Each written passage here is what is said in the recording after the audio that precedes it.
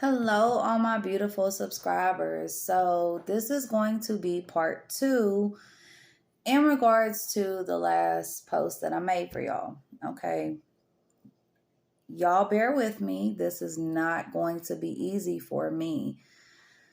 But this is something that I am learning, and I also want to help others who are going through the same thing but maybe too ashamed or too afraid to admit it. So let's get right into it, y'all. Um, just to tell y'all a little bit about me, a little bit more about me, because I know in the last video I kind of got off base a little bit. So I want you guys to really know who I am and where I came from, okay? And I did write some notes down that I'm going to be using, and the rest will be free-handed from there, okay? So, you guys, please make sure to like, share, and subscribe if this resonates in some way with you, or if this helped you in some way, as it does help my channel grow. And it also helps in regards to those who may need to hear this message. So, I went from being in a toxic childhood to being in multiple toxic relationships, okay? One after the next. All I ever seemed to attract were toxic people in my life. And for this reason, I blamed everyone around me, starting with my parents, okay? To the people that I chose to hang around, right down to the toxic relationships I always found myself in. I was always the victim, okay? I never saw myself as the problem, not until today. I met someone a few months ago, about 2 months ago, and today this person really helped me understand that I was the problem, and it was really hard to hear, but it was something that I needed to hear in order to move forward. Okay. But the moment I started seeing myself as the issue, I was able to learn a valuable lesson.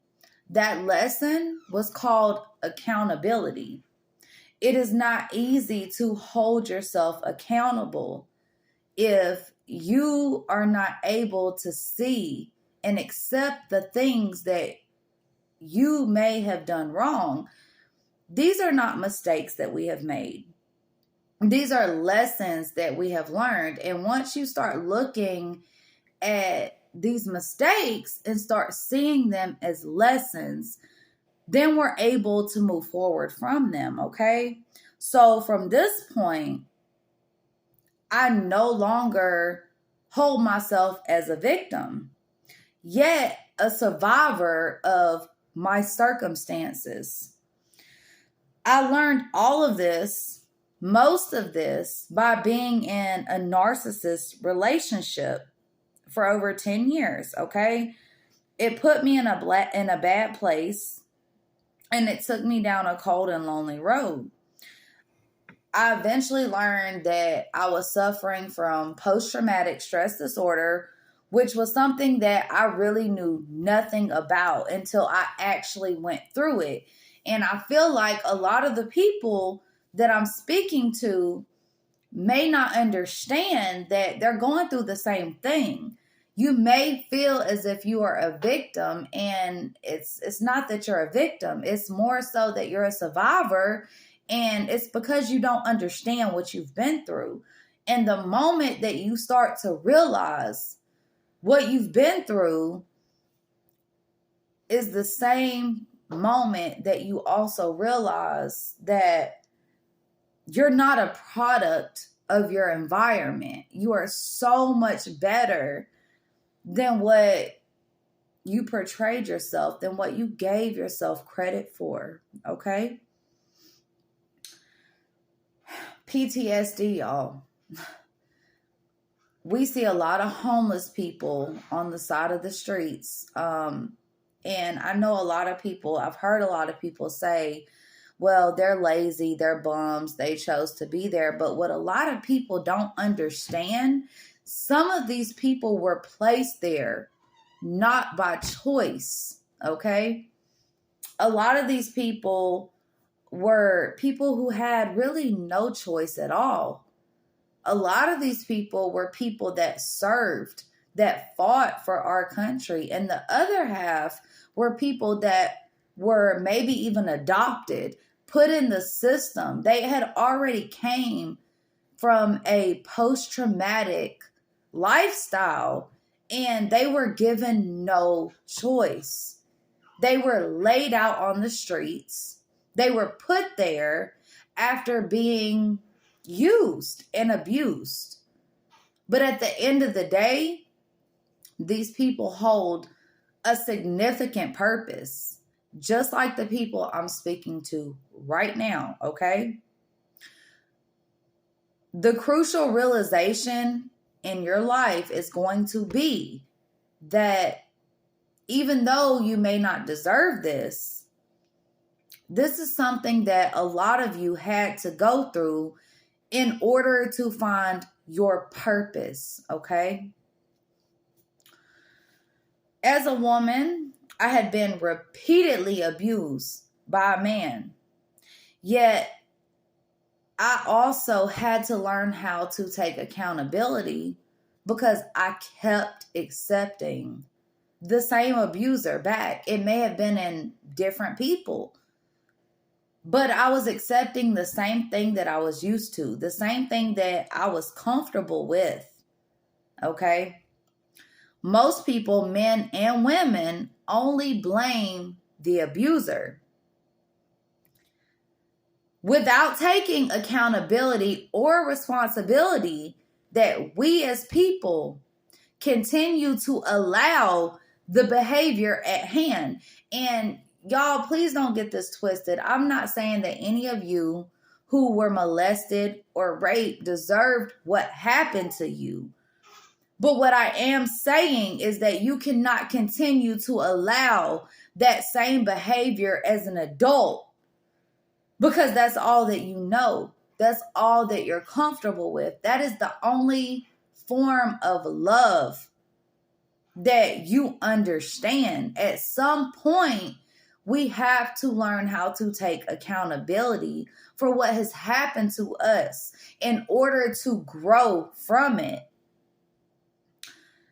Then not only that, but we allow this type of behavior to happen for long periods of time until we actually start to suffer from what we allow to occur in our lives repeatedly, causing stress to our own physical, mental, and spiritual well-being. Yet it is so much easier to blame the other person at hand instead of taking accountability for what we allow to control a part of our own self-worth. Because at the end of the day, that's all we're looking for is to be loved. The majority of us. For those of you who have not completely checked out or grown cold-hearted and distant from the world, the other half of you are still looking to be loved and valued in some way. And the problem with that is you're looking for a value that you do not even see within yourself. Help me, Lord. This is also called a double standard, okay? It's a part of our own self-growth and our own self-worth. Yet, should we learn to put our foot down and refuse to tolerate this behavior, we would eventually come to learn the difference between a toxic relationship and a healthy one. Because the red flags, they're always there. They always show themselves. But they will stand out even more when we learn to value ourselves above looking for someone else to value us or love us. For someone else to see within us what we should have seen within ourselves all along.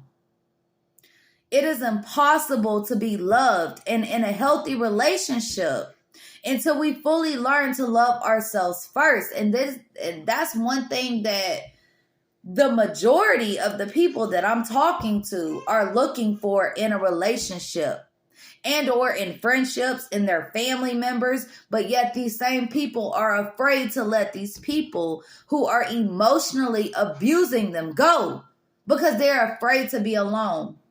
Someone today pointed out the fact that even myself, y'all, I've been praying to God since I was 7 years old.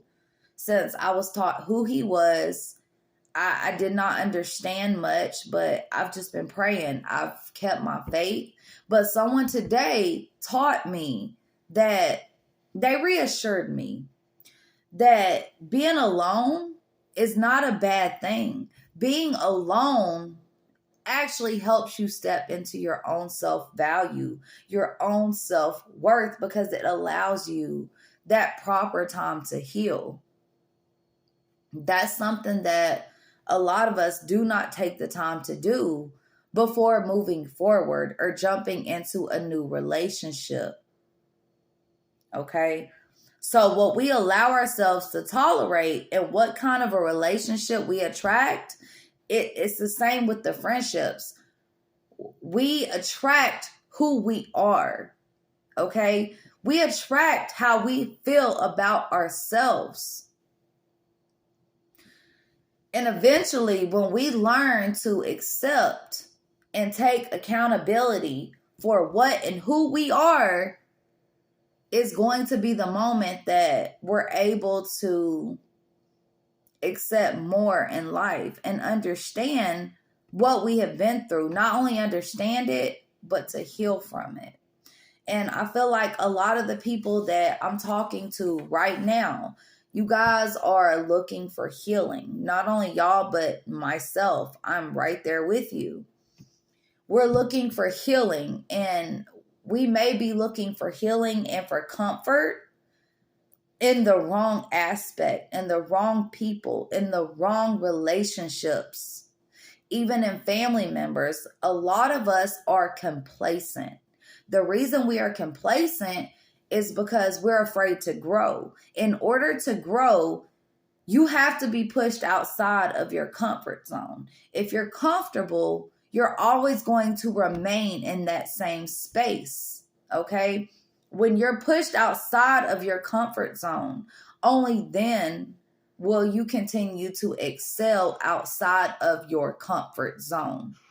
That is the only way to grow, is to push yourself past your comfort zone. So for those of you who still have people connected to you in your lives that are telling you what you need to hear versus what you want to hear, it may not be easy, but I promise you, for those that tell you what you need to hear, it's going to be hard to handle and understand the truth. But if you really take time to sit and think about it, it will make sense.